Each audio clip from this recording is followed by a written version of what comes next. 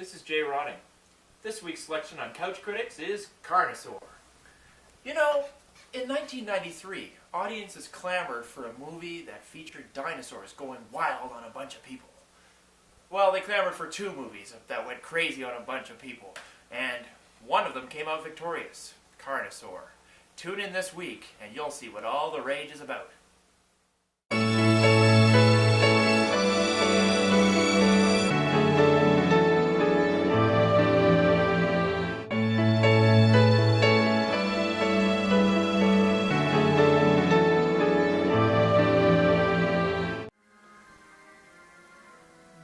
Take a bite.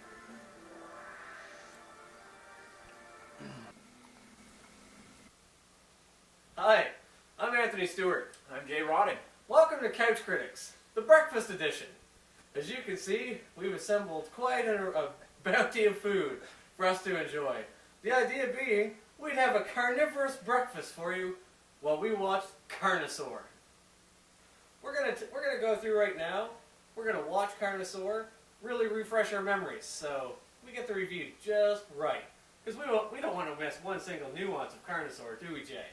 No, we don't, and let's face it, how many people have a Jurassic Park breakfast? Not many. Not many, Jay. This is a Carnosaur breakfast, all the way. Well, I don't know about you, but I'm ravenous. Let's dig in.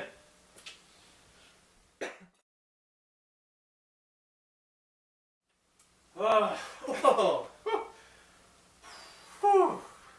That was a great Carnosaur breakfast. that was an excellent breakfast. Thanks a lot, Jay. Don't thank me. Thank the inspiration that is Carnosaur. That's true. Carnosaur breakfast and Carnosaur the movie have two things in common. In order to make them, you have to break a few eggs. That's true. There's something in the movie that makes the Carnosaur go wild. He has to eat everything in his path. And that was us this morning. No. And we laid the food out, and boom, there was no chance. The breakfast stood no chance against our appetites. My colon's not going to stand a chance later. Mine neither. Well, let's cut to the chase. Let's get to the movie, I guess. Yeah.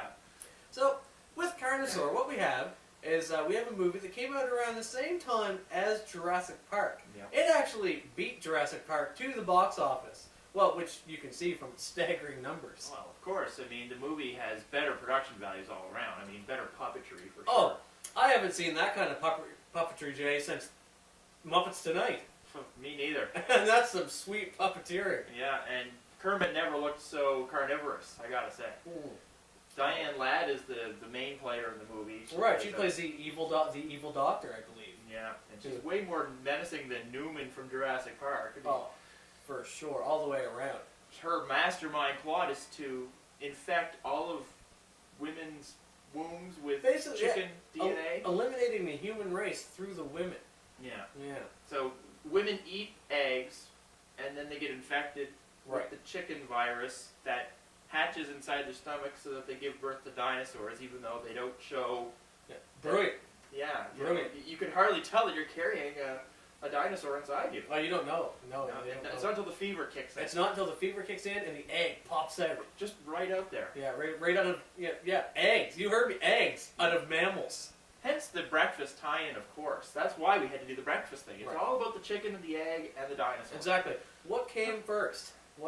Well, as Diane Ladd said, the cosmic egg. The cosmic egg. Would you came tell first. us a little bit about, just give us a quick summary of Carnosaur, where it started, where it ended, where it went to. Yeah, well, it does kind of begin and end with this mad scientist, but along the way we're introduced to two starstruck young lovers. Mhm. There's Doc. Doc, the surly night watchman. Who's a drunk. Who's a drunk. He watches over the area where some companies are actually, they're doing some work to a dinosaur graveyard. And there's a bit of work being done there, so he's just a night watchman. But how he meets up with the love interest in the film, Thrush. exactly, her name's Thrush. It used to be Anne, but she's a devout hippie, a protector of the dinosaurs, if you will, which really has a lot of irony in it. She takes big exception to the fact that they're ripping up the grounds where dinosaurs used to lay. So do I, Jay. well, who so doesn't, do I. you know? So let's just watch a quick clip introducing the Carnosaur himself, and I think you'll be Well, I mean, if there's any children out there, you might want to cover your eyes. The Carnosaur is not to be trifled This with. is a graphic sequence. It's very graphic. Are we also going to show the... I think we'll show a little clip, just kind of giving you a feel for Doc and Thrush. Yeah. It's just a little clip of them introducing themselves, and we'll put that into the mix with this little Carnosaur montage that we've whipped up for you. There was actually no trailer on the DVD, so we've kind of made our own trailer here. We can call the second portion When Doc Met Thrush. You could honestly make a whole movie just out of those cut scenes. Yeah, there could be a sequel just... Well, let's not get ahead of ourselves. There is a sequel. What am I we'll saying? We'll talk about that. We'll talk about that later on. All right. Let's go to a clip. Yeah. Now is the time for me to rise to my feet. Wipe your spit from my face, wipe these tears. Greetings, green brother. Now is the time for me to rise to my feet. Wipe your spit from my face, wipe these tears from my eyes. I've got to take my life back. One. Call me Doc. Everyone else does. Rush. Rush. What name is that?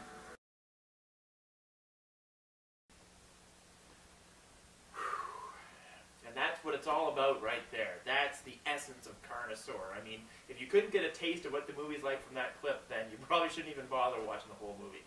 What did you think of the clip, Anthony? What I think, Jay, is watching that little trailer, although it does show a lot of the nuances of the Carnosaur itself, our hero and lead female part in the movie, but what it doesn't show is a lot of the subtleties, the background characters, a lot of the things that you're only going to pick up if you run out and pay $3 on a copy of Carnosaur for your very own. Yeah, I agree with what you're saying, Anthony. There's a lot of little things in the movie that, and a lot of unexpected performances. We see Clint Howard show up all of a sudden, out of the blue. There he is. You know, Ron Howard's older brother, I think. Older, I believe, yes. Yeah, and he was in Apollo 13, a couple other movies. But really, the crown and his acting jewel would have to be his performance in Carnosaur. Carnosaur is where he really shined, I think. He really came onto his own. Now, one interesting thing is that at no point did they actually use the word Carnosaur in the movie. No, well, I think that they just a clever way to just kind of let people know it's a dinosaur, but yet it's carnivorous. Yeah, there's like a... I think now I might be making a leap, but I think the carn in Carnosaur is for carnivorous. I am totally with you on that one, you know, and there aren't many Carnosaurs out there, you know, that go by that name. Sure, I'll give you that. And but there's no carnivals in the film, so I'm guessing that it's safe to rule that one out. There's no carnies in this movie. No. But they've probably trademarked now Carnosaur forever, and who knows, there may someday be a discovery where chickens and dinosaurs will meet, and they'll have a patent on it. They'll already have that copyright. Someday. Yeah. It's happening now behind closed doors, I'm willing to bet. So overall, there's a lot of really magical scenes in the movie. Mm-hmm. Some of them really not so magical. What's your favorite scene in the movie, Jay? I'd have to say it's when the guy is out taking a leak and all of a sudden he gets pounced on by the Carnosaur, who incidentally always sees through green filters. Right. Green infrared filters. That's how you know it's the Carnosaur watching you. When I saw this movie years ago in college, and the scene that always jumped out at me is when the Carnosaur is kind of he's hobbling towards the steel machine, Oh, and yes. there's the older hippie on there, and he just looks up at the Carnosaur and says, "Peace, green buddy," and the Carnosaur proceeds to kill him. Now the interesting thing about this man saying "Peace, green brother" is that the evil scientist, Miss Ladd herself, the reason she's doing this is because in a million years she pictures a peaceful planet of sentient beings because she's put a bit of man's DNA in with the Carnosaurs. Yeah. But the thing is, in this movie, we see the hippie promoting the peace, and we see the Carnosaur ripping everyone to shreds. She wants a planet filled with Carnosaurs, and that's her idea of a peaceful planet. I don't see her logic, Jay. Actually, the writer and director, Adam Simon, I don't know what he's thinking here because the whole movie's grim by the very end of the movie. And It's really quite a sad ending, actually. Our heroes aren't actually able to be heroes at the end of the movie. well, yeah, it's a real kind of apocalypse ending, it's kind of